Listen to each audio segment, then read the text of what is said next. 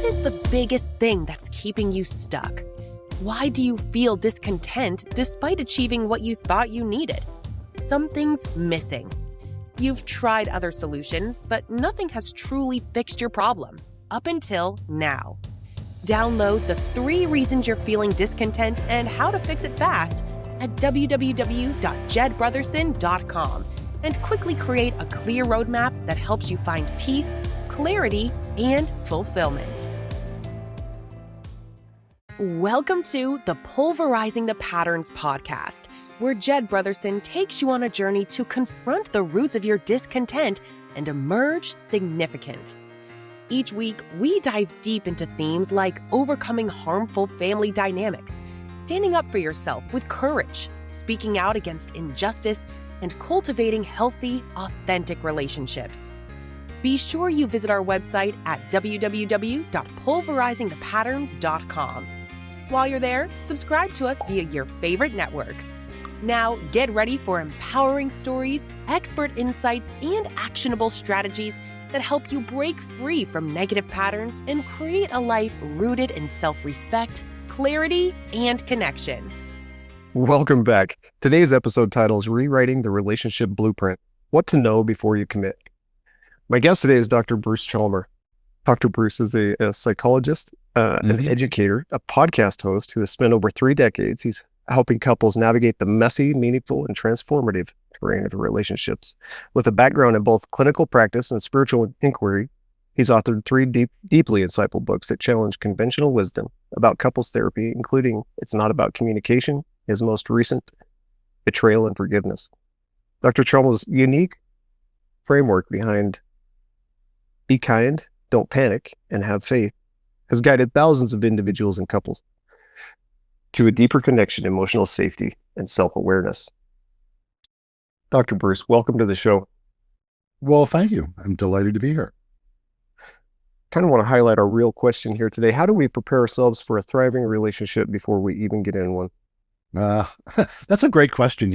I guess the answer is we should all know stuff that it's impossible for us to know until we know it, So there's a little element there. It's like, well, how do you get through life and be able to say, wow, I'm handling this really well? Typically by experiencing a bunch of times where you don't handle it so well, and that's really what teaches you.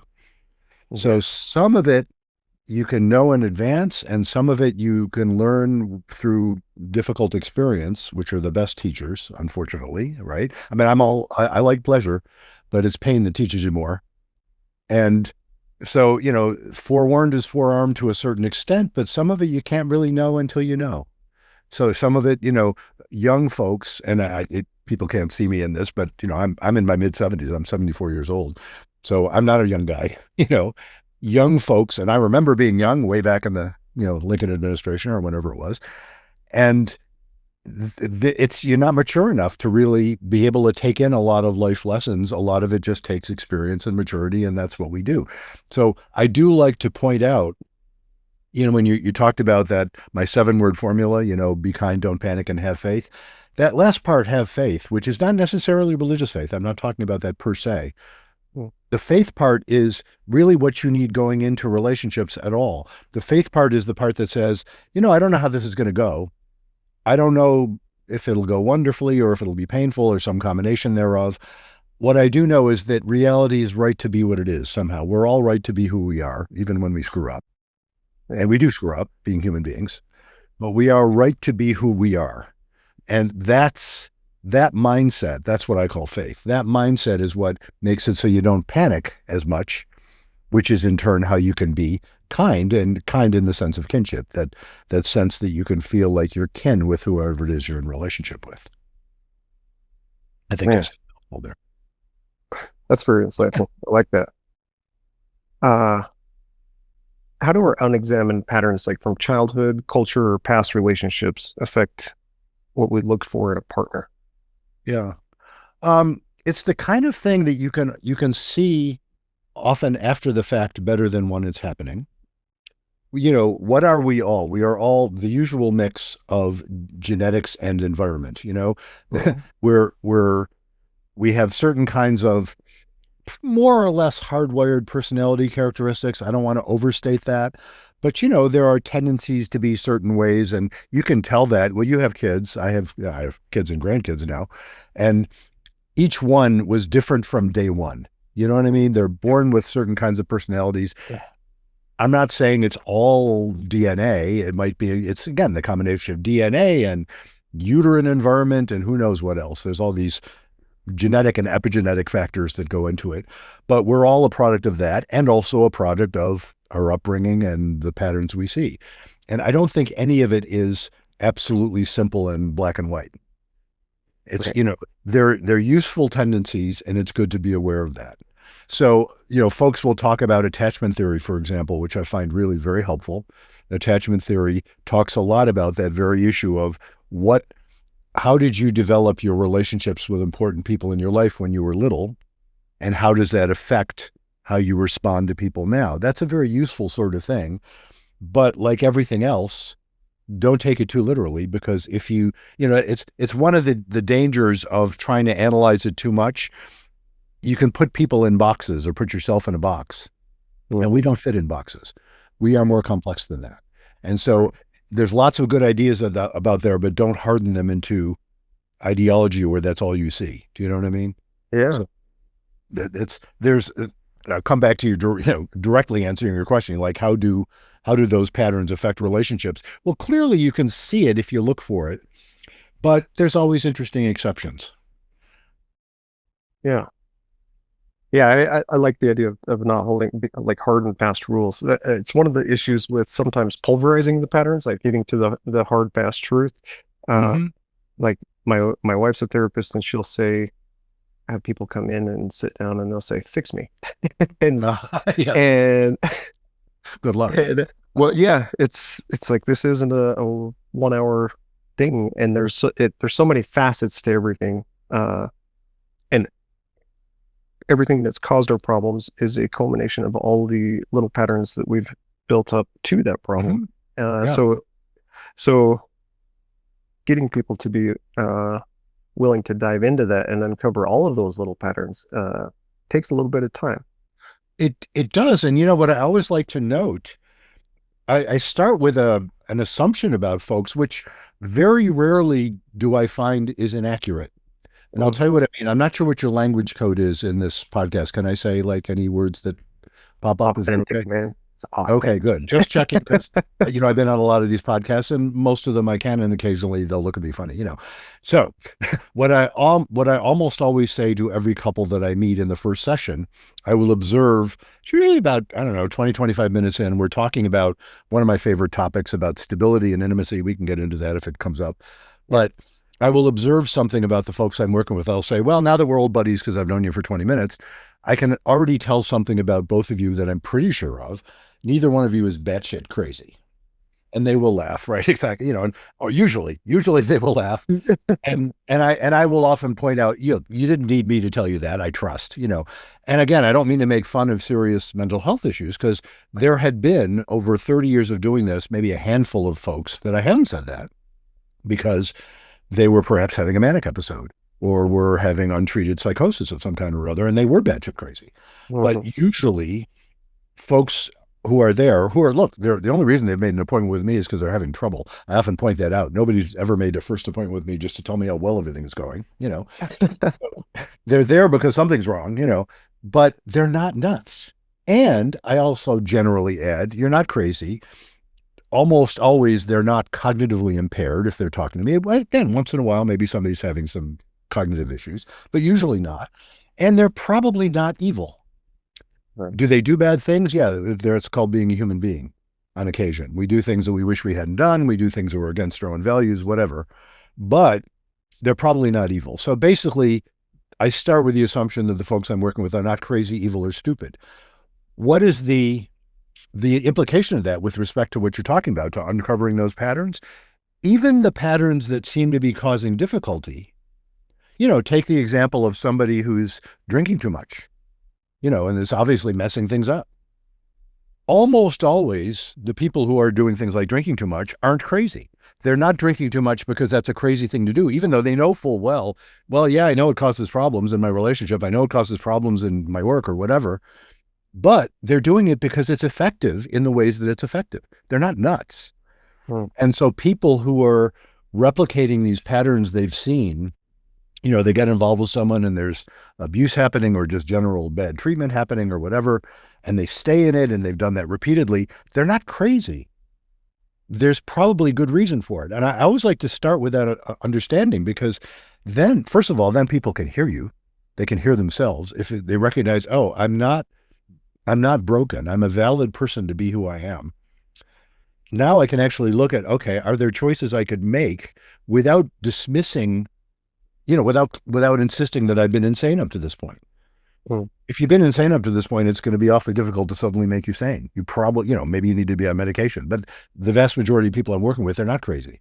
So, people having affairs, I see that huge percentage of huge, about half, I think, of the couples who make appointments with me, or close to half, it's been infidelity. It's just flat out infidelity. That's not everybody, but, pretty big proportion. And almost always the person who did the cheating feels bad about it if they're in my office. Usually, if they didn't feel bad about it, they probably wouldn't be there. Right. And so they already feel bad about it. And yet, and the person, of course, who they cheated on is usually angry or hurt and in shock and some combination of all those things. Right. The couples that come in and just say, oh my God, that was terrible, I'll never do it again, and we just want to go back to how it was, it's not going to work. The couples that come in and say, I did do this, I shouldn't have done it, it was wrong, it was immoral, it was against my own values, and yet I did do it. And the other person is saying, yeah, you did do it, I wish you hadn't, it really hurt me, but there must have been something meaningful about it. There was something, we better look at this. You can't just say you were crazy because I know you're not crazy. You can't just say you were evil because I know you're not evil. So there must be something to look at here in the context, in what you were thinking, that successively let you justify this. We better look at that as meaningful, not just reject it. So that's those patterns are important, but they're not, it's not like, oh, you look at that pattern, well, that's a bad pattern, let's, get rid of that one. It's more about, wow, let's understand that pattern and see how it fits in with everything else. And then you can grow. Because the couples that will do well are the ones that will look back on it as an arc of growth rather than looking back on it as just a disaster. Yeah, I love that.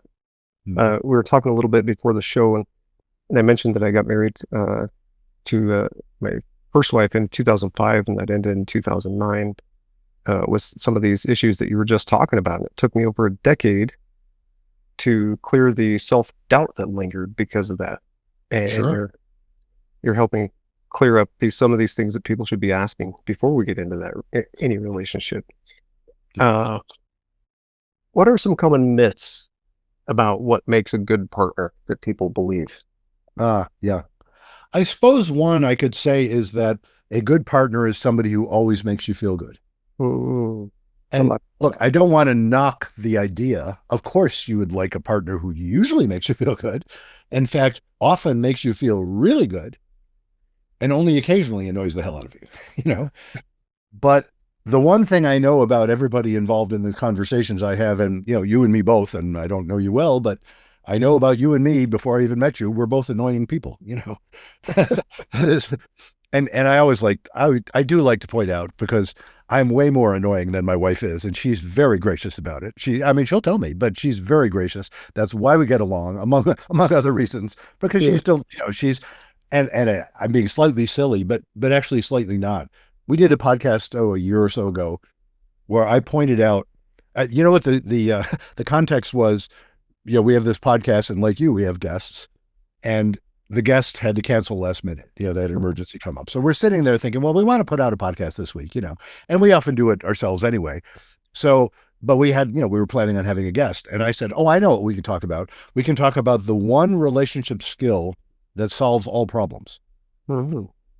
Talk about arrogance, right? Is that a little bit, grandiose or what? But I said, and she looked at me and said, oh, sure, right. But we went ahead and did that.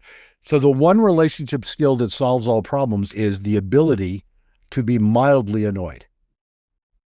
Mm-hmm. And it relates to what I was just talking about, the ability to be mildly annoyed with somebody who's really important to you. Because when that's the case, if a couple where it's like, well, I love you, but you are occasionally annoying, and I certainly know I'm annoying occasionally. A couple that's saying that is probably okay Yeah. because they're recognizing that it gets back to that myth.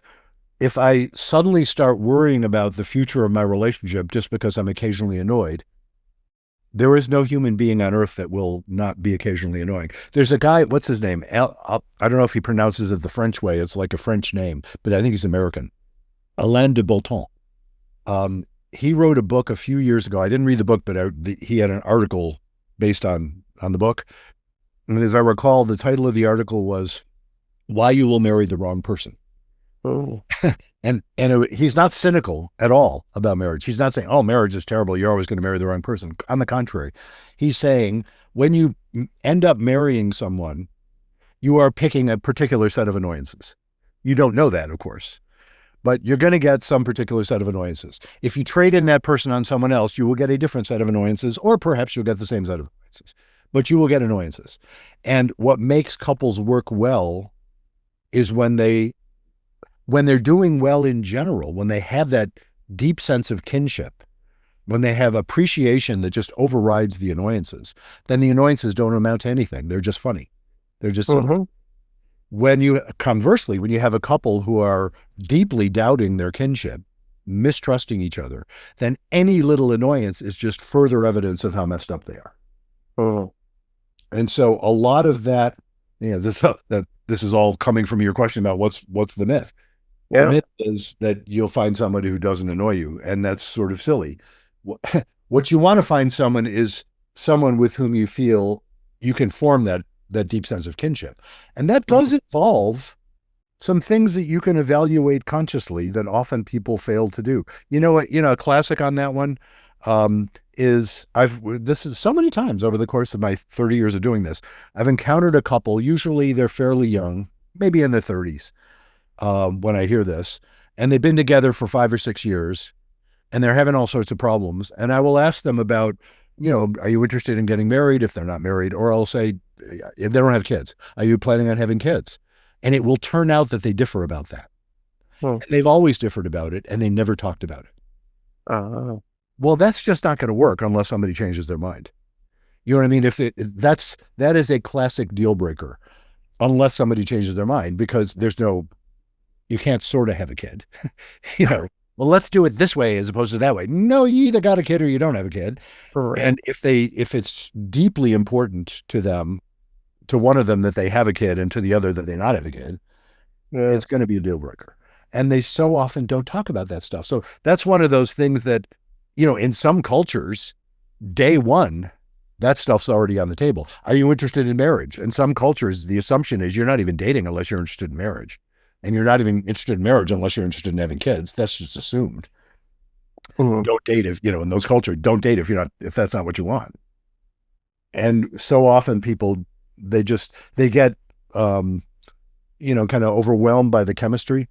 Yeah. They feel a great sexual attraction, which is lovely. I'm not knocking sexual attraction, but then they fail to consider, gee, is this someone I could actually build a life with?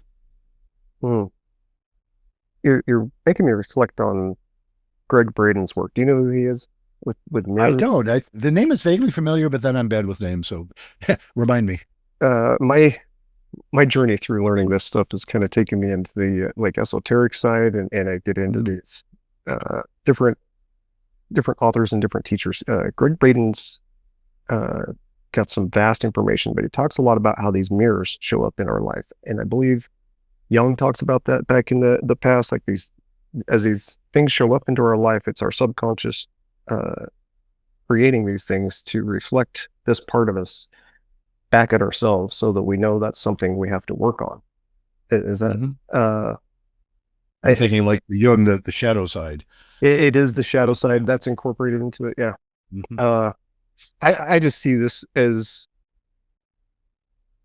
taking in what you've said is kind of helping me tie it together, is in working in that shadow side, getting my wife Grace adopting that slightly annoyed, Yes. and it's me creating the level of annoyed that I am, so I get to choose which level of annoyed I want to be.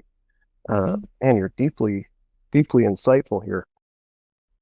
Is there Yeah, and when you say you get to choose the level of annoyed, I think that's true. I will also note, that's why I was talking about deal breakers. And I remember when we did that podcast and some of the comments were pointing out, well, yeah, but sometimes it's not just a mild annoyance. And that's right. Sometimes it is something, first of all, that is intolerable or near intolerable. People often say something's intolerable, but then go ahead and tolerate it. So I guess it's not really intolerable. What they mean is they really don't like it. And I get that. But sometimes it is something that would be like, oh my God, you're wanting to raise the kids in a particular religion that I can't stand, or or you're wanting to live in a particular place. You need to live there. Like, you need to live near your family, but I need to live near my family, and they're 3,000 miles apart. I mean, those can be deal breakers, even with people who are generally not that annoying to each other. And then there are, as I say, there are things that are just such difference of value. It's just not going to work to form to create a life together. Right. What would you say, if I'm understanding this correctly? I'm finding myself slightly nervous about my questions because your expertise is so much better than mine. But would you say that this is that just made me lose my question going into that self-doubt. My heavens. I'm not going to edit this because I got to. Let me comment on that if I may, because of course I don't want you to feel that way. You know what I mean? No, yeah. And the expertise thing is an interesting thing. I've kind of moved into that understandings about that over the course of my 30 years of doing this. Yeah. Early on, I was really not liking the concept that people would see me as an expert at all. And I try to be absolutely clear. I am not an expert on how anybody else should live their life at all. Mm-hmm. I am not an expert on how the folks who come to see me should live their life. Yeah. I do have some expertise that I'm willing to own, which is asking questions that maybe will help them move along the way to figuring out what they want to do, or pointing out, ideas, tossing around some ideas that I think are useful ideas. I'm not claiming they're the last word on the subject. On the contrary, I wrote in my previous book, to the one that to Betrayal and Forgiveness, the one that's called It's Not About Communication. That one, I actually write about ideas versus ideologies. And ideologies are toxic, at least the way I define them. It just closes your mind. It's like, no, I can't hear you. You're on the wrong side. As opposed to, well, you've got ideas that are different from my ideas, and they're even in opposition. Isn't that interesting? Let's throw them around a little bit. I offer folks ideas. I don't claim that I've got the last word on how they ought to live. So what I hope you're taking, I have no expertise in your life, and moreover, you've got your frames of reference that I have very little familiarity with. So you're the expert on those things, So anyway, what you're hearing from me, of course, is expertise in my own ideas, which is kind of pitiful when I say it, isn't it? But that's what it is. It's expertise in my own ideas, which I'm interviewed a lot on a lot of these podcasts, so I have them ready to hand. But I don't want that to be intimidating, No, it really isn't, unless I find myself in one of those areas where I forgot what I'm going to say, then that triggers that for me. Sure. I think what I was going to ask you was, or the stuff we were talking about was kind of reflecting to me the ideas of codependent relationships. And I think the doubt for me was because I don't know all the criteria that creates an exact codependent relationship. Yeah. Could you dive into that for me?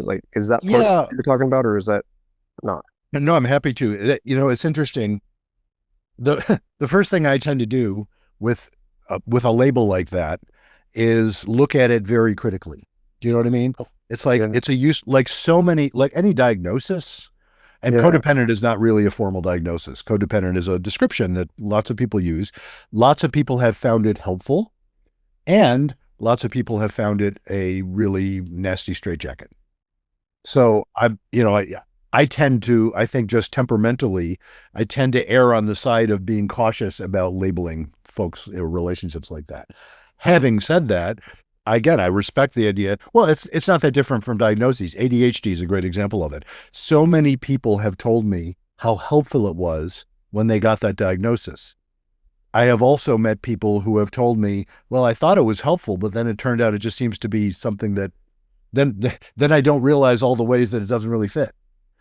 And so, you know what I mean? That's true of any diagnosis, except maybe, the one I always like to talk about when that notion of diagnoses or not comes up. I can talk about my own experience when I was in my late 40s and I had a gallbladder issue. Mhm. And by golly, the surgeon I went to was no doubt at all about what the diagnosis was. He wasn't saying, let's look at all the various social angles on this. He said, you got all those damn gallstones, let's take it out. And he did. And by golly, I haven't heard from it since. And I'm really glad. So, there are some times when diagnoses is, yes, get the right one and do the surgery, and that's good. But in most situations involving human behavior and human relationships, they can be useful or not. So there's my huge preface before I address what do they mean by codependent. As I understand it, it is a pattern that people will get into where they're not looking out for their own interests. They're sort of too anxious about what might happen in a relationship, and they end up inadvertently letting themselves be abused or hurt or generally ill-treated. And they don't seem to know how to get out of it. There's some overlap with the notion of addiction there. Folks in codependent relationships, and of course that I think the original use of that term came up in the context of describing families where there's an alcoholic. Certainly, I know this term came out of it, dysfunctional family.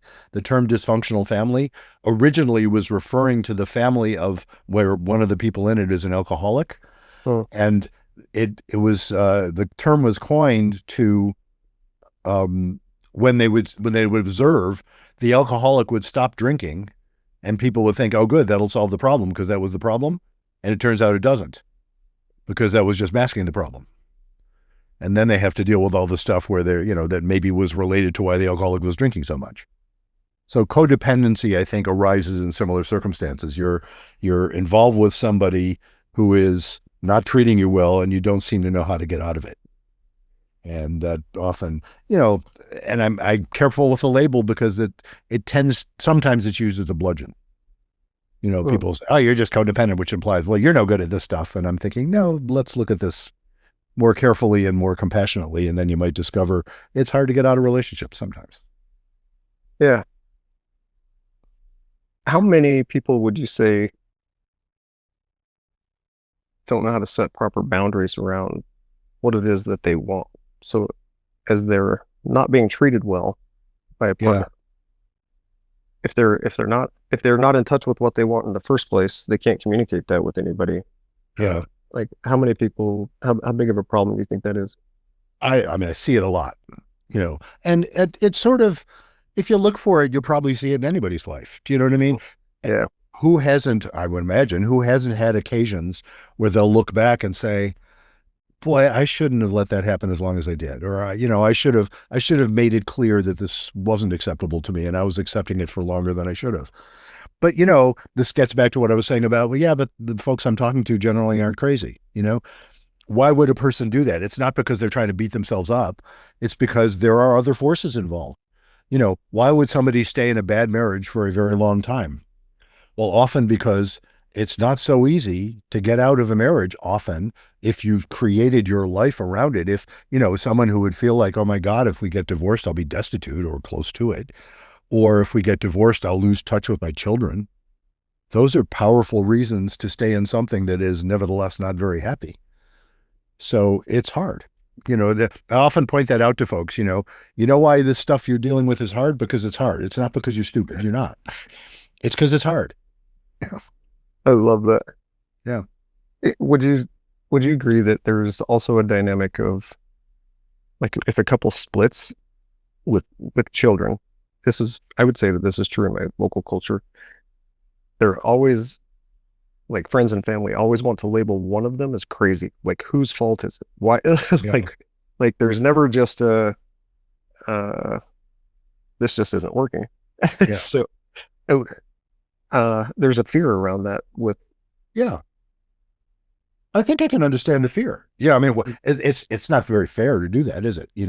Right. And yet, if you think about it, imagine you heard someone who's close to you. Let's say you're married and you are, right? Yeah. And you hear somebody's close to you is splitting up, and you look and say, I can't imagine why they would split up. They both seem fine. There's no villain here. Well, among other things, that makes you worry. It's like, oh shit, that can happen. you know, and then so people would rather say, oh no, the reason they're splitting up is because that one's the bad one and had an affair, or that was the bad one and was horrible or whatever. And we don't have to worry about that because we're not horrible, you know? Yeah. Kind of a way of protecting ourselves. I mean, here's a brilliant observation. People aren't always nice, you know? And the same people who often are nice sometimes aren't, you know? And I think that's good to know. So often people are worried about, oh no, what are people going to think of me? And, you know, you want to reassure them and say, oh, they won't think of you badly. They know you. And I will often say, well, they'll probably have some nasty thoughts about you some, because don't you have that about other people unfairly sometimes? And also they love you and will generally think well of you, and you're a human being. And occasionally they'll think you're stupid, because occasionally you are, but mostly they know you're not. You know, it's that sense of faith. It's that we're all valid to be who we are. We're nasty sometimes. It's kind of the human condition. Yeah. You hope there's boundaries on it. There's limits to it. Okay. Yeah. Yeah. That. Let me go into this next question. When I remarried in 2014, I thought I had a whole new set of criteria that I was using and utilizing prior to, or with, than I did with my prior marriage. But I realized I was still attracting like similar personality trait or types. Mm-hmm. How do we actually recognize the traits that serve us long term, not just a gap in the moment? Like how do we notice the personality types, how to find those personality types that actually will be the long term most comfortable fit versus what feels like the most fun fit or most comfortable, like right in the moment? Yeah. That's a great question, and I don't have a good answer. and I'm skeptical of anybody who has a simple answer to that. Do you know what I mean? Right. I don't think there is a simple answer. I do know one of the things that I like to say when people are considering splitting up is I will, my little guidelines, and I, take them with a grain of salt, like any guidelines. But my little guidelines are, if you think about splitting up, first of all, decide, are you safe, right? If you're not safe, get the hell out. Okay, fair enough. But let's say, no, you're just unhappy, you're not safe. And I don't mean to trivialize that, but you're unhappy, but you're not unsafe. So now the question is, all right, are your problems deal breakers or are they growing pains? And deal breakers are what I was talking about earlier. All right, somebody's saying, I really gotta, you're married to a woman in her late 30s. The clock is ticking. She's saying, I really want to have a kid. And you're thinking, oh my God, I totally do not want to have children. Sorry, folks, it's not going to work. Well, either you change your mind and don't resent it, or you might as well give her a chance, split up. Yeah. But if it isn't a deal breaker, then, and this includes I call it a growing pain. Growing pains include even horrible unhappiness could be growing pains. Maybe you'll find a way to change things and be okay. So my general advice with growing pains is don't break up too soon. Now, who am I to say what too soon is? Well, nobody. I can't say what too soon is. But what I mean by too soon is don't break up in a panic, because you won't learn what you need to learn that will serve you in a later relationship. It relates to your question. So how would you know going into a later relationship what to look for or what to avoid? It's based on what you learned in former relationships. And so if you broke up too soon, and often people do, and I don't mean that in any judgy sort of way. It's like, people break up in a panic. An affair happens or some other big, betrayal happens, and people are really upset and hurt, and they just want to lower their anxiety, and they break up. And I understand it. I understand why they do that. But if you do that too soon, you don't learn what you need to learn. So you could say, if you find yourself replicating problems, with hindsight, you could say, well, apparently you didn't learn what you needed to learn, because if you'd known that, maybe you wouldn't have done that, But I don't know how you do that in advance, life experience. That kind of goes into my next question too, or it ties into it. Maybe you can help clarify this part. As I say, many couples find themselves growing at different speeds, especially in emotional or spiritual growth. Sure. The question is, how do couples stay aligned through different stages of transformation on this? But it's kind of in what you were already talking about, but how can they maintain, and I think I got that question coming from the idea of like thinking about relationships in my grandfather's time to my dad's time to my time. Oh yeah. To what my kids are going to be looking at relationships, and those are all different types of relationships. Oh yeah. Yeah. So how The, can we maintain that growth? yeah, it's interesting as you talk about like different generational assumptions, really. Oh, I yeah. think back to my parents' generation, and this is partly just the particular culture I suppose I grew up in, but in my parents, and I mentioned I'm in my mid 70s, so we're talking about folks who were born around, the early part of the 20th century. Mhm. My father was born in 1916. My grandparents were born in the 1800s. Yeah. So the assumptions that my parents had when they got married, and my mother was quite young when they got married. She was only 21. She was like right out of college. She got married, and divorce just wasn't on the table. It, Mhm. it, it was unthinkable. Do you know what I mean? I mean, Yeah. I remember growing up, there was a one or two couples, I think, who divorced when I was a kid in the 1950s and 60s. Um, but it was in our circles spoken of in hushed terms, and it was sort of like, oh my God, you don't want to go there. It just wasn't thought of. So what effect did that have? Well, on the one hand, you could say, well, they didn't think of that, so they found a way of making it work. On the other hand, if you look at what happened when they changed the divorce laws in the 70s, there was a huge pent up demand of people who were in miserable marriages and couldn't get out of them. Oh, Personally, I'm glad it's possible to get out of a bad marriage. Do yeah. you know what I mean? I don't want to see people, uh, sentenced to misery for the rest of their lives. Having said that, that expectation, cultural, legal, whatever you want to call it, is part of the story of how people manage to make it work or not make it work. Mm. So once we have the option, and I never want to say divorce is easy, that it's never easy. Right. I've never met anybody that is divorced lightly. Of course, if they're talking to a therapist, then obviously they're not doing it lightly. I guess that's another Yeah. one of those things. Before I was a psychologist, I was a statistician back in the day. Okay. Yeah. And so, and my statistical brain is telling me, yes, you have a biased sample. You don't have a random sample. It's like, no, but there are people who just sort of divorce fairly lightly and they don't need a therapist because they're fine. Okay. Mm. I haven't talked to them. Everybody I've talked to who's considering divorce is in pain. It's not easy. So that phenomenon that, okay, you have the option, which then makes it more likely people will consider that option, which then makes it more likely that it'll happen. Mm. And I understand that. I don't know that there's particularly a way around that. Right. Right.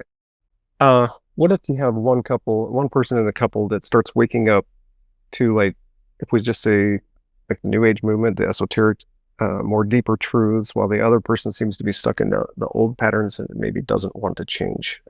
Yeah. What do you tell couples like this, just where the one person just wants to stay the way they are? Yeah. It's a common phenomenon. Um, it's especially true when you talk about sort of esoteric type stuff, or it can also happen in the political domain. Somebody Yeah. gets really extreme in one side or the other, or one way or the other, and the other person just doesn't want to go there with them.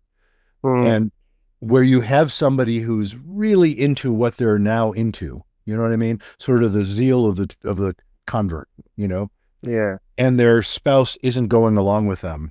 And that's a stress because they start to worry about, can I trust you? You know what I mean? Or do you really have my back here? And it's hard. I mean, again, I don't have a simple answer for that one either. The Mm, couples that do okay, and look, let me give the contrary example. Well, I'll talk about my own parents going back to I remember the 1960 election. That was the one with Kennedy and Nixon. I was 9 years old at the time. You can do the math. So okay. I was born in 1951. So I remember them saying on election day, my father voted for Nixon, my mother voted for Kennedy, and they laughed. They just said, "Oh, I guess we canceled each other's vote." They just laughed about it. There was no acrimony. There Uh-huh. was no polarization. It's like, well, they thought about it, and one leaned one way and one leaned the other, and who cared? You know what I mean? It wasn't. Whereas now, people on either side of the huge political divide we have now, I've seen that lead to divorce Mm, in ways that I don't think it used to. yeah. So, and that can be true, as I say, in the political domain. It can be true also somebody or a religious or other kinds of spiritual practices or other kinds of um, practices in general, where somebody will get deeply into something and their spouse just won't go there with them or can't go there with them, and it can be hard. I'll see that sometimes in a couple where one of them is in some kind of addiction recovery, and is in a 12-step program, and the other isn't. And that's the couples that I know plenty of couples that do well with that, but it is not easy because there's an element of um, it's a big system, to be involved. Are you familiar with 12-step programs like AA, that kind of thing? They're spiritually based. I, I'm vaguely familiar. I don't know their codes and things like that. One of the past interviews I did was a gentleman that just graduated the AA program and had massive transformation in his life. So very thankful that they're there. Yes. Oh yeah. Well, so the general. I mean, I'm not in it either. I have a lot of respect for it. It's very much a spiritually based program, and like so many programs of that sort, and it really does strive to not be doctrinaire. Do you know what I mean? They're very clear about, you don't have to believe in God as any particular religion believes in God. They talk about a higher power, but it's a higher power as you understand the higher power. And for some people, it's the group itself, and whatever. They say all that, but it is very much a system of understanding that if somebody's on the outside of it, it can be difficult. And so that's the sort of thing that will often happen in a couple where one really gets into something. Or here's another example I see a fair amount in couples therapy. Somebody reads a book, might even be one of mine, and they're thinking it's the word, I hope they don't say that about mine, because I make a point of saying, no, mine is not the word. It's a bunch of words. And there's other words that disagree with me, and they got some good stuff too, but somebody, reads something or, some system, and they say, this is how we need to do things. And their spouse just isn't there with them. And that can be a severing of intimacy in a lot of ways. They can't talk to each other because they're sort of speaking different languages. As you're talking about this chasm that comes between the couples because of some of these things, would you say, or would you agree that, like that example you gave of your parents in the election, not having any resentment is the word that kept coming up for me. They did not build up any resentment with each other about their choices. Where the next part of the example, all I can hear is they developed resentment very quickly between each other and they got a divorce. Would you be able to identify anything that might cause us to think more critically of each other in today's relationships versus the older relationships? You mean why would that happen more now than? Yeah, like why are we so apt to just be so critical and let that resentment build today? Yeah, in the political domain, and I'm certainly not an expert on that. You know what? I recently joined an organization, and I don't join that many organizations, but I joined an organization called Braver Angels. Have you ever heard of them? I haven't. Yeah, well, they were established in 2016. Not mere coincidence that it happened during Trump's first campaign. And they are dedicated to the idea of having conversations across the political chasm. Okay. And facilitating respectful conversations where you look at people not as, oh, you're on the other side and I can't listen to anything you say, but wow, isn't it interesting that you come down differently on this? Maybe we can understand each other better. And they do amazing work. And I'll give a shout out to another organization that one of my sons actually happens to be what they call an ambassador for. He was one of the first crop of ambassadors. It's called the Pro-Human Foundation. They have a similar kind of mandate. They're trying to get education out there to help people be able to see people as humans, not merely as on the right side or the wrong side. And one of their co-founders is a man named Daryl Davis. You may have seen, I mean, he was profiled on a couple of the big, news shows like 60 Minutes or something like that a number of years ago. He is a jazz musician, and his main thing he does is music. But he decided fairly young, apparently, I mean, he must be in his 50s or 60s now, but anyway, he decided fairly young that he's a black man, and he was trying to figure out, he grew up in an area where there were very few black kids and encountered really specific racism when he was around 10 or so. He'd been kind of protected from it before then, and he couldn't figure it out. He said, why would people hate me who don't even know me? So where does this lead him? As an adult, he decides, okay, well, I know what I'll do. I'll go to KKK rallies and meet some of the guys there. Holy shit. I mean, he actually befriended the imperial wizard, that's the national leader of the KKK, Hmm. who talked to him, and they got to know each other. And over time, and it took a while, because initially the KKK guy was saying, well, I know I'm superior to you because I'm white, Mhm. and of course Daryl was saying, well, I don't happen to agree with you on that, but whatever, Right. he wasn't yelling, he wasn't being disrespectful, he was being genuinely curious. Well, he now has a collection of, I don't think it's literally 200 robes, but it's like over 200 people who have renounced white supremacy, many of whom sent them their KKK robe, sent it Mhm. to Daryl, who have just simply based on getting to know him. Yeah. I'm really inspired by that. That's That's an great. astonishing thing to do. And the fact that, if people can do that in that kind of chasm, Yeah. between the KKK and a black man, oh my God, then maybe a couple can do that too. They can Right. find each other even as they recognize, oh, you're going that way because you have a different frame of reference than I do, even though we can still be a couple. Mhm. And if they can do that, it'll be okay. And if they can't, it won't. And that's often what happens. Yeah. Man, that's super insightful. That's a powerful example. Yeah. I'm just amazed by that. He did, if you want to check out Daryl Davis, if you Google him, he did a TEDx talk a number of years ago, where he explains that whole evolution, like what's a black man doing going to KKK rallies. I think that's the title of it, something like that.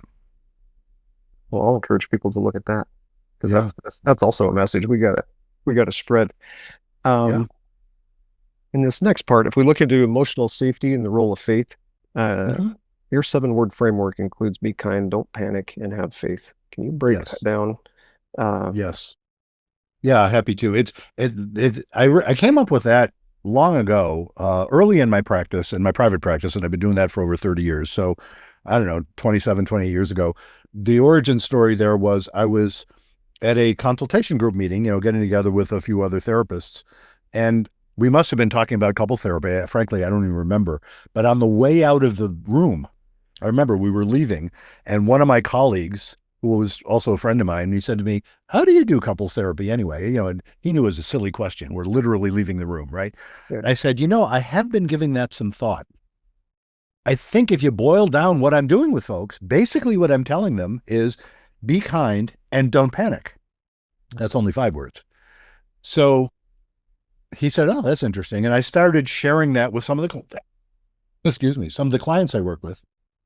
And they said, wow, that's really interesting. And then they would start saying, that's a great idea. I get it. Be kind. And I would explain, like kinship, recognize your common kinship. And you can't do that if you're in a panic. That's why it's don't panic. Mm. They would say, great. So how do you not panic? And they had me there. It's like, blah, blah, blah, blah, blah. Well, don't panic. Any questions? That really didn't help them very much. Mm. And I don't have a simple answer for how to not panic. But what I did notice, I observed something about the folks that I work with. The people who managed to not panic were manifesting a particular mindset, and I came to call it faith.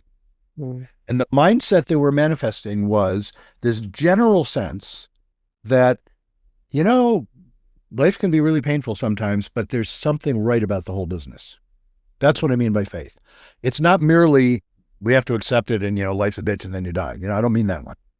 I mean, it's the one that says, damn, this is hard, but there must be something to it because this whole, everything's affecting everything else. We can't keep track of all the forces, much less control them, but there's something right about the whole business. So that means I'm going to look for meaning in it.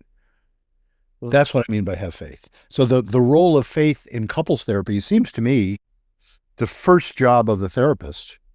I could probably list 5 things as the first job of the therapist, but whatever. One of them is to manifest faith. That the bit that I tell people about, well, I can tell you you're not crazy. That's a statement of faith. It says, well, yeah, you did stuff that obviously was damaging and you wish you hadn't done, but you're not crazy. So let's look at it. Mm. That's a statement of faith. The couples that manifest faith are going to come through it somehow.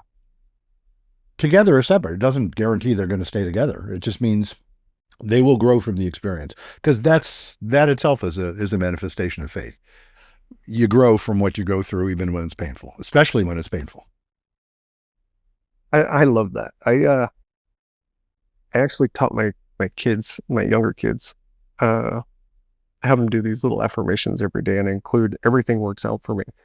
And as they get older, my intention is to help them modify that into like even when it's not working out for me, it still works Yes. out for me. And because their minds are young, that was the easiest way that I felt like I could describe essentially faith to them. I didn't really Mhm. put that together, what I was trying to teach right there, until you described that so well about what faith means. We have to Mhm. have that. We have to have that inside our bones, or else we fall into scarcity or fear. Yeah, or just general despair, Is it you just despair? kind of give up.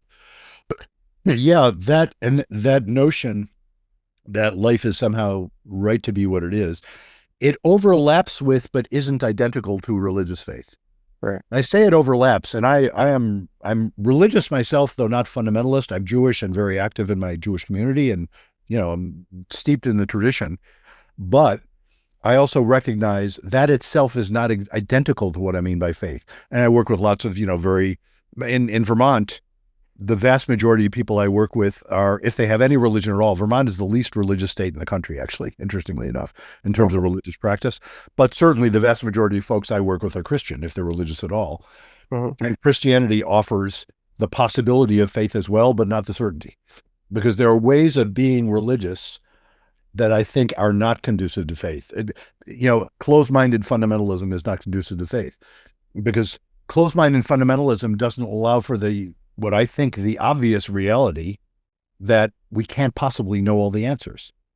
It can't be true that everybody who doesn't think the way you do is either crazy or evil. It can't be true. It just can't be true. I'm sorry, I can't go there, I So agree. if you think that, and people will often, with their heart, think that, they'll say, well, you're Jewish, so you're going to hell. You realize you're going to hell because, you're not Christian. And I will think, well, I don't think so. Actually, that's not how I think. And I can even hear that as a statement of concern, it's meant lovingly, but I think that's not what I mean by faith. It's like, no, it can't be true that we're all nuts or evil or Yeah. misguided. I Right. can't think of God that way. Whatever God means, I can't think of God as someone who would say, if you're not saying the right words at the right time, you're consigned to hell for the rest of your life, that ever the rest of eternity. That makes no sense to me. So religion, but I've known plenty of very committed, very religious Christians who also manifest that faith. So it's that's why I say it's not identical to religion, but it often overlaps. Religion can be, I mean, I'm a fan, I will often suggest to people who are saying they're not at all religious, and I will be saying, you might want to look into what you grew up with because you already speak that language. It could be very useful to you. It could be something you can explore. In among Jews, it's an interesting phenomenon among American Jews, certainly, that they'll hit the age of bar mitzvah. They'll be like 12 or 13 years old, and Uh-huh. then they'll stop, going or whatever. And so their understanding of the tradition is frozen at the age of 12 or 13. For some reason, they're thinking, oh, it's all stupid, and actually, it isn't all stupid if you come at it as an adult. It's not at all stupid. And the same thing is true of other religions as well. If you stop with a child's understanding of it, then sure, it's going to sound stupid because you're, say, not to knock children, but they don't have the understandings that adults do usually. Yeah. So anyway, that's what We, faith. we we judge things so hard with what we Yes. make it mean, even if it's Yeah. not really what it means. It's what we made it mean personally, right? Mhm. Yeah. Um, my second marriage it's developed like on a deeper spiritual journey. I'd listened to prior to this, I'd listened to my old family and religious programs that made me think that I needed to do it right this time, right? But even then, I didn't know what right meant. Mhm. Uh, as if you could dive into, if you could help dissect like the doubt that would have been going through my mind right there, and if that's pertinent to like a numbers section of the people that you've talked to, how can they help navigate that doubt that's created and remain true to their self Yeah. as they're making transitions like that? Well, if you don't, excuse me, I need another cough drop. Sorry. Yeah, If you don't have some doubt, then you're deluding yourself. If you don't have some level of doubt that you know for sure exactly how to proceed, then the flip side of that is arrogance, and it doesn't work well at all. Then you're closed, you're closed to actual experience and learning from your experience. So some degree of doubt goes with the territory. I think you have to have some level of doubt and tolerate it. I often point out, I think I mentioned earlier that I often talk to couples in the first session about stability and intimacy. They're both needs, but the skills you need for stability are different from the skills you need for intimacy, even though they're both important. And the chief skill of stability is avoiding or lowering anxiety, right? Then if things aren't shaky, they feel nice and calm, and that's good. The chief skill of intimacy, by far, is to tolerate anxiety rather than avoid it, to tolerate anxiety without crossing over into panic. And so that doubt you're referring to is a kind of anxiety. And I don't know a way into a new relationship that doesn't involve some anxiety that you better tolerate. Gotcha. Coupling that with anxiety, you can change the way that you feel about it between anxiety and excitement having such a close relation. They do, yes. There's a guy named Jack Moran who died a number of years ago, but back in the 90s, he wrote a book. I'm spacing out on the name of the book, but the thing I'm going to quote from the book, he came up with what he calls the erotic equation. It was a book about eroticism. And, not just sex, but eroticism more generally. And the erotic equation, as Jack Moran put it, is attraction plus obstacles equals excitement. Oh, yeah, that makes sense. What he pointed out was there need to be some obstacles. Now, he didn't necessarily mean artificial obstacles, but obstacles in the sense that some of that doubt is an obstacle. You don't know how they're going to respond if you're approaching someone and wanting to connect, be it sexually or emotionally or whatever. You don't know how they're going to respond. So there's some anxiety there. Well, that's one of those obstacles that increases excitement. Yeah. And conversely, if you have none of that, couples that get into a relationship, again, intimate, whether you're talking about sexually or emotionally or whatever, where it's always the same. They know each other perfectly. Nothing ever changes. There's no excitement there. There's no erotic charge there. The erotic charge is in part based on the fact that you're not quite sure who this person is, and you keep changing, and it isn't that exciting. Right. Why do you think so many men resist emotional exploration or therapy? What's really going on there?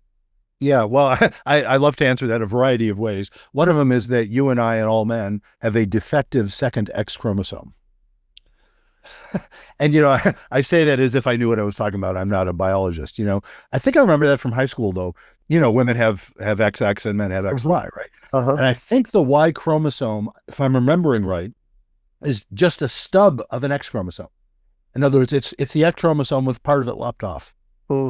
So we're missing the stuff on the rest of that X chromosome. They get a double dose of stuff. We only get a single dose of. Gotcha. And some of what they get a double dose of is, and I'm being slightly silly, but maybe slightly not, is tolerance for talking about emotions or having language to talk about emotions. Yeah. So there is that. We don't want to talk about emotions often because it's vulnerable. And we feel, and again, this isn't crazy. There's reasons for this. We feel like we need to come out strong. We want our women to view us as protective and strong, not as weak and vulnerable. We want other men to view us as strong, not weak. All of those things to actually talk about doubts and uncertainties and things you think you screwed up. We don't tend to be very good at it. So is it biological? Is it cultural? Who knows? But for the usual mix. But what happens then to little boys and little girls? I think an awful lot of this is biological, frankly, but whatever, I can't prove that. Well, what happens with little boys and little girls? And there's overlap. You shouldn't apply this to every single individual because people vary. But little boys learn to, fight and scrap and don't talk about emotions. Little girls from an early age are negotiating relationship in words right from the get-go. And so by the time they hit adolescence, girls are used to talking about stuff and talking with other girls about stuff, and boys aren't. Yeah. And then, fast forward into adulthood, and you get men who are more or less, you talk about, emotional intelligence, that we don't usually lead with that one. And how do we learn it? And I'm not saying we can't learn it, because we can. How do we learn it? We usually learn it, I think, through pain. We learn it, again, typical guy, obviously lots of exceptions, but typical guy, we learn it by getting involved in a relationship with a woman, blowing it royally, or not blowing it completely, but having her say, you need to get your shit together, you need to go to therapy, or you need to come with me to couples therapy. We, of course, resist that mightily. Mm-hmm. Because and that one, and you had mentioned, actually, before we started, I have a chapter in one of my booklets. It's not one of my bigger books, but I wrote a couple of booklets too. And I did a fun video of this. That whiteboard technology they have, where it looks like somebody's writing on a whiteboard, an animated figure. So I did a whiteboard of this called "How to Get Your Reluctant Guy to Go to Couples Therapy." Right. It's, of course, aimed at women, right? Because it is not 100%, but a huge proportion of the people who set up appointments with me and heterosexual couples, it's the woman who either set it up or pushed the guy to set it up. It was the woman's idea, not the guy's idea. I have a goofy insertion right here. Yeah, please. It got me thinking about this with my kids. I have a 18-year-old daughter, 8-year-old daughter, 5-year-old daughter, and a 2-year-old son. And when my 18-year-old was 12 is really when I started diving into learning how to communicate better so that we could have a better relationship. And I've developed that, and I've been able to use those skills with my younger girls. And then we have my 2-year-old boy coming along, and all he likes to talk about is trucks. And it is not anything that I've taught him. It's just he loves trucks. And as you're talking about this, I'm like, well, it's cute to watch him talk about trucks. He's 2 years old. And if that's what other people see and interact with him with trucks, I could see that affecting different things down the line, but they don't encourage. I get that he's 2, but it just is never encouraged in our young men's lives to go into. No, it isn't. And it's a tricky thing, because to the extent that one of the approaches taken over the last, 20, 25 years, 30 years, I don't know how long, has been, okay, let's in effect feminize young boys. And I don't mean that in as nasty as it might sound. I guess sounds a little nasty, but in other words, let's make them be like girls in their ability to talk about emotions. It doesn't work. Boys end up feeling devalued. You know why? Because they're being devalued. Yes. That's why they feel that way. And so you see this phenomenon in the like in Gen Z nowadays, and maybe even in the previous generation too, millennials, where they're, as a group, women are thriving more in the usual measures of, do they have jobs? Are they making a living? How are they doing? Women are doing better than men in those cohorts in ways that never was true previously. Now, I'm not saying we should go back to denying women the right to do that stuff at all. I'm simply saying we haven't quite figured out this bit about how do you actually honor boys being boys and men being men, and also absolutely recognize that one feature of that kind of boys being boys and men being men has been men being assholes. We shouldn't honor that. We need to figure that one out. But it doesn't work by devaluing people. And that is so true. Again, it's my shtick about ideas and ideologies. When things become ideological, you stop seeing the people you're working with, and everybody feels devalued. When there are ideas to work with, then you can play around with them. Yeah. So it is a tricky thing. Your 2-year-old liking trucks is not exactly page 1 news, is it? Your 2-year-old, And yet I'm old enough to remember, sort of second wave feminism. And I say that with respect, by the way. I think feminism has done really good things. But second wave feminism in the 70s, you couldn't say your 2-year-old boy likes trucks because he's a boy. It would have to be that you're subtly influencing him that way, or it's just random because there's no difference between boys and girls from the get-go. And that's simply not true. Anybody who's ever had a kid knows that. It's not true. I'm not saying there aren't 2-year-old boys who are very feminine in how they are right from the get-go, and some of them turn into gay men, and some of them turn into trans folks. You know what I mean? That those things exist. Yeah. I'm just observing that the tendency the average tendency, says the old statistician over here, the average tendency of boys to like trucks and girls to like dolls ain't just coincidence. Yeah. There's good evolutionary reason for it. And Well, you couldn't say that 30 years ago. well, part of the reason I even brought it up is like that isn't anything that I felt like I was a proponent of, right? Like it's just I mean, he goes to daycare, he does what all the other normal kids do, and this is just what lights him up. When he like driving down the road, he's pointing them out. Yeah. Yeah. And he's so much different that I'm like, oh man, I could see how having a family of kids that were just like me would limit my ability to go into these emotional conversations. Oh, of course. So, Oh, yeah. so just deeply grateful for the whole experience, right? Mm-hmm. And it goes into, well, I know with my prior marriage, I was invited to go see a therapist. You were talking about the book, sorry, give me the title again. How to Get Your Guy.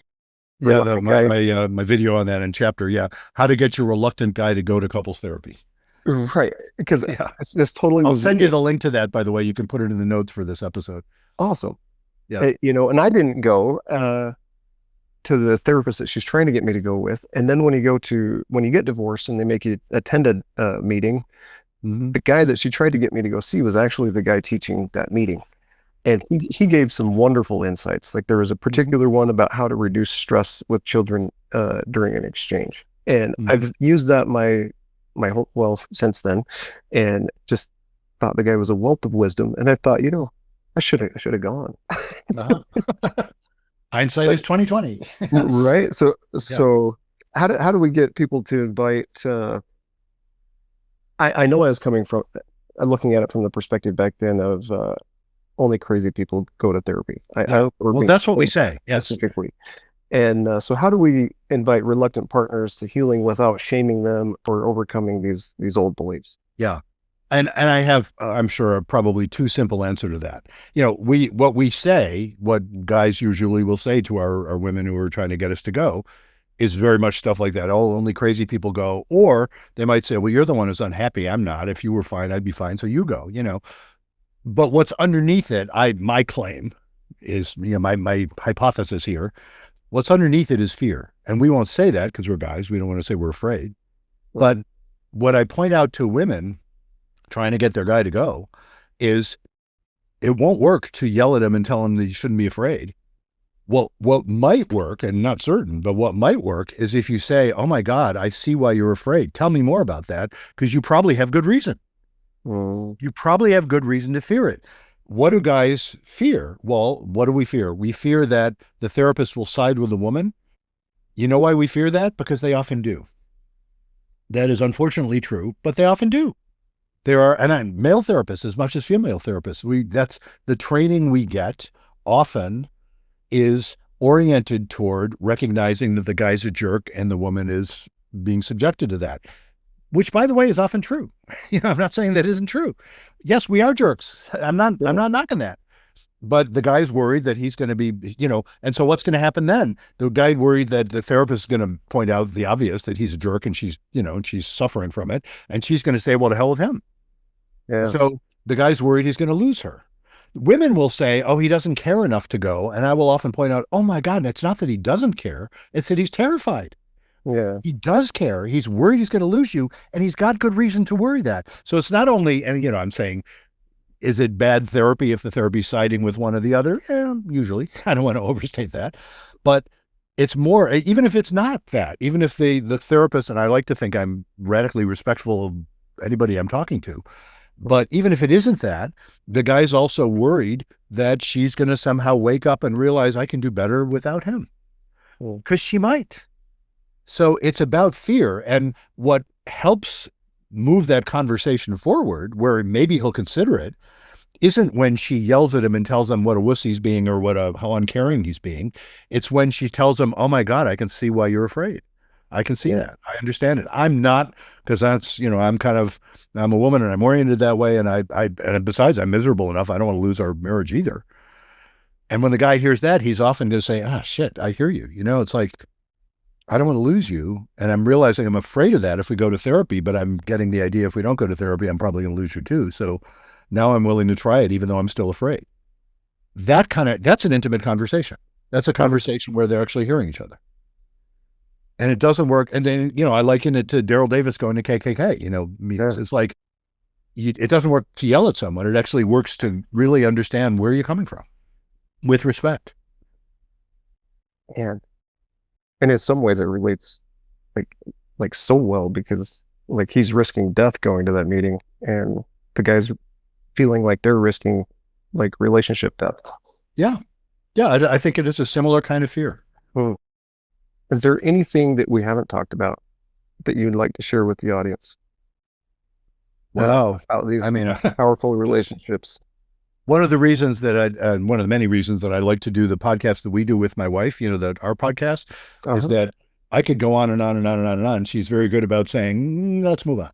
so I guess I'll answer that by saying, well, there's always more stuff, but no, I think we've covered this stuff. I appreciate this interview. I appreciate the chance, you're sort of drawing out the stuff I like to talk about. And so I feel like I've had a chance to do that. Of course, I would love it if people want to go check out my books. And you're probably going to ask me this anyway, but I'll go ahead and tell people how to find me. Yes, BruceChalmer.com. Yeah. So if they go to BruceChalmer.com, as long as you spell my name right, you'll get it right. BruceChalmer, BruceChalmer.com. That is where you get information about my practice, information about my books, information about our podcast. The podcast has a separate website, but you can get there from BruceChalmer.com as well. Okay. And if I might put in a plug for one other thing, the book I'm now working on is a workbook. And as associated with that, I've developed this sort of assessment tool for assessing your relationship in terms of stability and intimacy. Okay. And I'm trying it out. I just want lots of people to do it. So I put it online. I'll send you the link. And if you could put that there, and anybody is welcome to just go there, do it. It'll be thought-provoking. I will get their answers, but no identifying information. So that it doesn't collect their email addresses. I don't know who's responding. So they can feel free to do that. But a lot of people have done it. Have said, wow, this is really interesting, thought-provoking, occasionally disturbing, because what they notice when they answer the questions. And it only takes 5 or 10 minutes max to do it. It's short. So I will send you the link for that as well. Well, that sounds great. Your statistician is coming back in with that. It is. I was, I started working on this book. I was surprised. It's like, oh my God, look what I've done. Created this assessment tool, but I want to try it out on folks first. So. That's going to help so many people. Yeah, I hope so. Dr. Chalmer, I appreciate your time being here with us on Pulverize the Patterns today. Been deeply insightful. It's going to help a lot of people. Well, thank you so much. I really appreciate your doing the work you do. Thank you for tuning into the Pulverizing the Patterns podcast, where Jed Brotherson takes you on a journey to confront the roots of your discontent and emerge significant. Remember to visit our website at www.pulverizingthepatterns.com and enjoy even more great episodes like this one. Again, while you're here, subscribe to us via your favorite network. We look forward to seeing you next time on the Pulverizing the Patterns podcast.